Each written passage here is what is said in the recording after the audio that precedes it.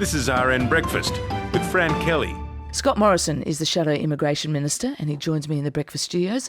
Scott Morrison, what percentage of people arriving, asylum seekers arriving by boat, destroy their documents and papers? Well, we know that more than 90% who turn up don't have any documents.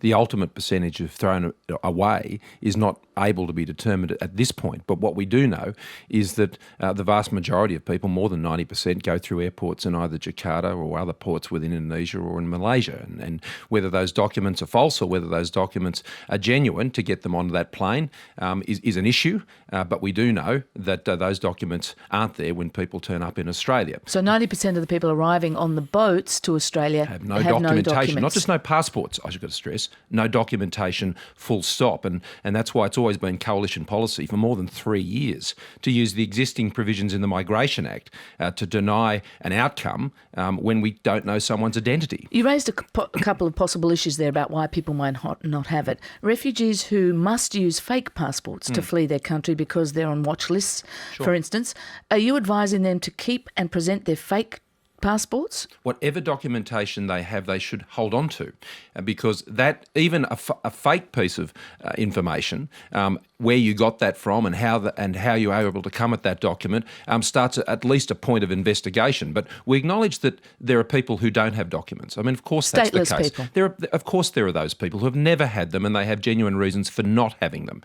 But it is also true that there are people who have documentation. Now, particularly valid documentation, which they discard. I mean, in Indonesia, you get a visa on arrival if you come from Iran, and people will be using legitimate documents to come through Indonesia. They don't have those documents when they get to Australia. And in those cases, we don't think people should be in the queue at all, let alone on the back of the queue, as the government said. That's just a poor imitation of a coalition policy. They can't even copy our policies right. How do you know, though, if the travel papers have been deliberately destroyed or just lost overboard or never had them in the first? How do you determine that? These are the assessments that are made, obviously, by officials when they're conducting the interviews, and they can form a reasonable view, which is the key here, about what a person's passage was and what they may or may not have done. I mean, we have people interviewing people every day. We have intelligence agencies. We have others that can inform the picture.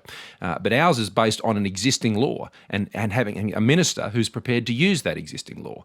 Now, the minister at the moment is not prepared to use that law. He says, I will just put them a bit further down the queue. Well, when you've got 90% of people not turning up with documents, the back part of that queue is only 10 down the line. But if I'm not sure what the existing law is. I know your policy is that these people not be given refugee status if it's proven they've destroyed their documents. Is that the existing law? Where the assessor forms a reasonable view that they have discarded their documentation, well, 91W of the Migration Act will be invoked, which says that we don't know who you are, therefore we can't give you a visa. Now, but at the moment, under the system, we spend quite a bit of effort determining who people are, and we do determine who most people are. Well, no, we actually don't. What happens at the end of the day, Fran, is they just give the benefit of the doubt. And Isn't quite a lot of effort put into working that out? But Fran, if there's nothing, it's very hard to work out a person's identity.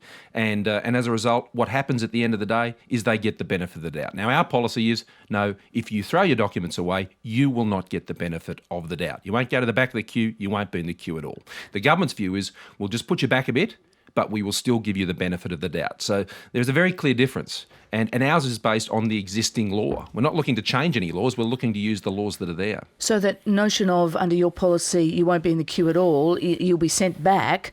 Sent back where? Well, at first, the people will remain in detention. Now, that can't be forever. Well, it potentially can be quite a long time, and people can choose to return home at any point. I mean, this is what happened on Nauru. People decided to go home. 30% of those who went through the Pacific Solution decided to go home. Now, our message is very clear. If you throw away your documents and then you can't produce any once you're here. Now, I accept that people may be able to produce some documentation once they're here, and they'll be given that opportunity.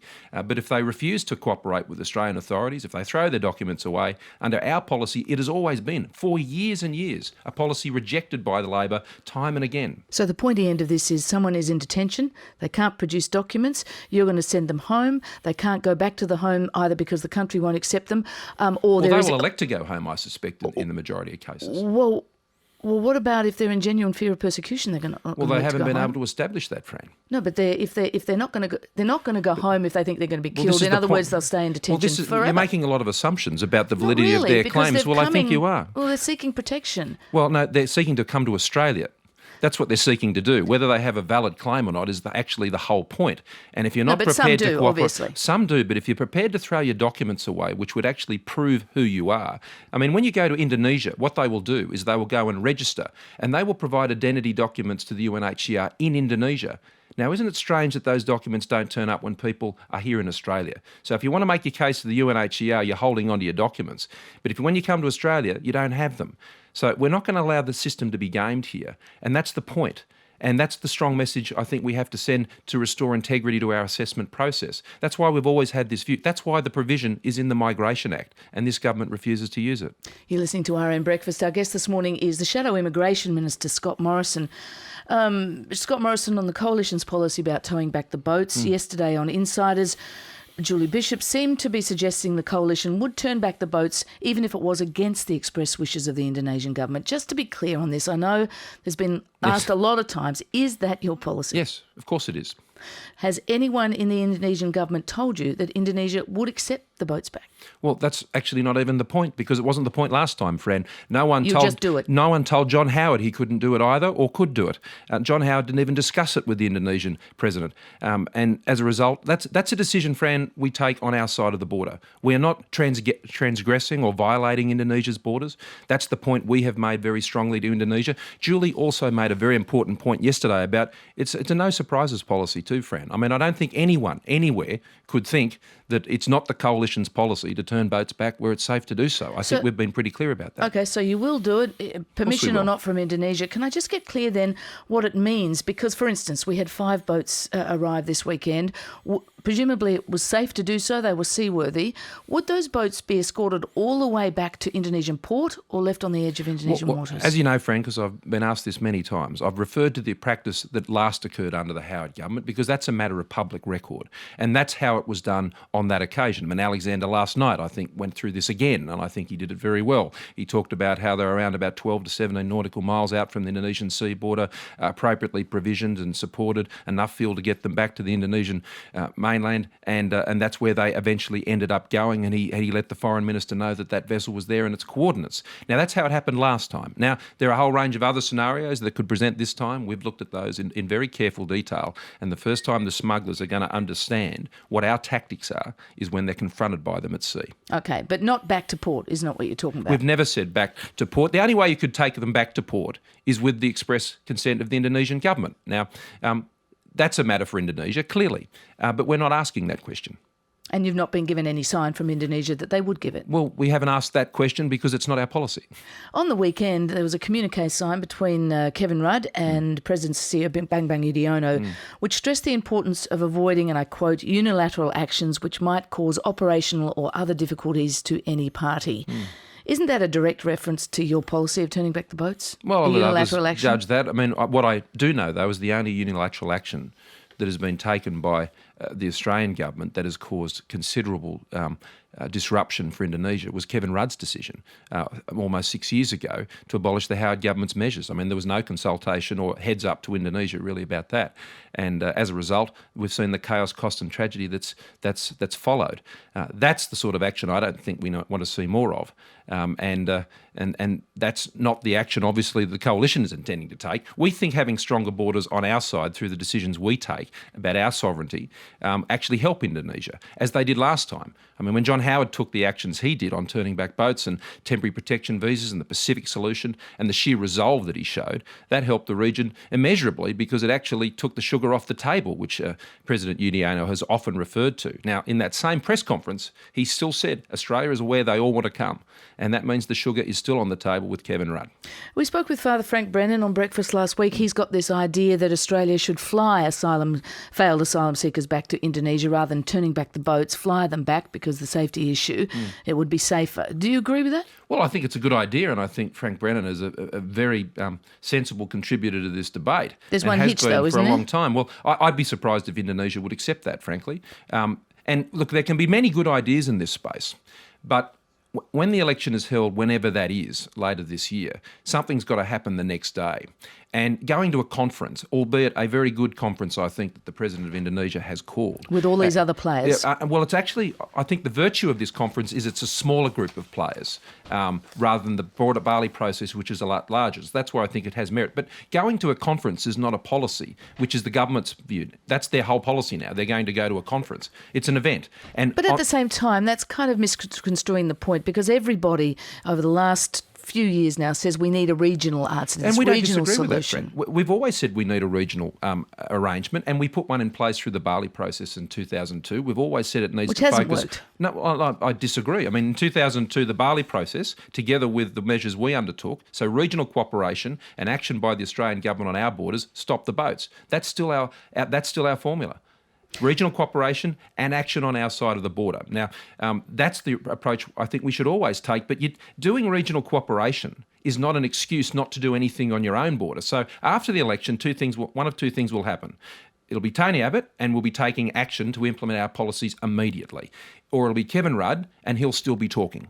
And at every point, if the coalition wins government and you implement this policy, as the Navy has warned, there will be danger, because as we saw before, people might try and wreck their boats, or as we saw on the weekend, people threatening to kill themselves rather than go back to Indonesia. I mean, these are human lives that we're talking about. Of course they are, and that's why it's so important we put an end to this trade and stop the large volume of vessels coming in the way they are, because that means more people will die. If we keep doing what we're doing, as this government has been doing, then more people will die. There's no question about that.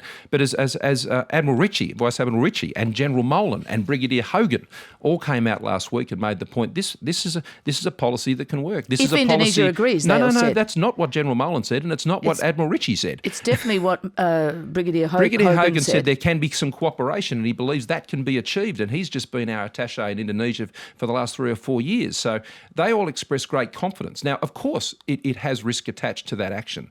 I mean, everyone who serves in a uniform, whether you're a policeman, an ambulance officer, a Navy officer, or in the Green in our Army or in the Air Force, it all undertakes risk. But this is the job we ask them to do, and that is to protect our sovereignty, to do the job of the Australian government, and I have great faith in them, It's 10 to 8 on Breakfast. Scott Morrison, just a couple of quick questions on another matter. You're a former state director for the Liberal Party in New South Wales. Last week, Kevin Rudd announced some measures to reform the scandal-plagued New South Wales branch of the ALP. As a long-time opponent of the New South Wales Labor machine, you must be pretty supportive of that move. No, I think this is a complete stunt. I mean, Kevin Rudd was a beneficiary of this faction-ridden process prior to 2007. You'll remember this. It was Eric Roosendahl that delivered him the numbers from the New South Wales Labor machine where Eddie Obeid was running riot, that delivered him the leadership over Kim Beazley. Won't be too long now, Michelle. He's not trying to fix the disease. He caught the disease back before 2007, and he transmitted the New South Wales Labor disease to Canberra, which we've seen the chaos of that over the last 6 years. And just briefly and finally, Kevin Rudd's booked the National Press Club on this Thursday, and he's challenged Tony Abbott to be there.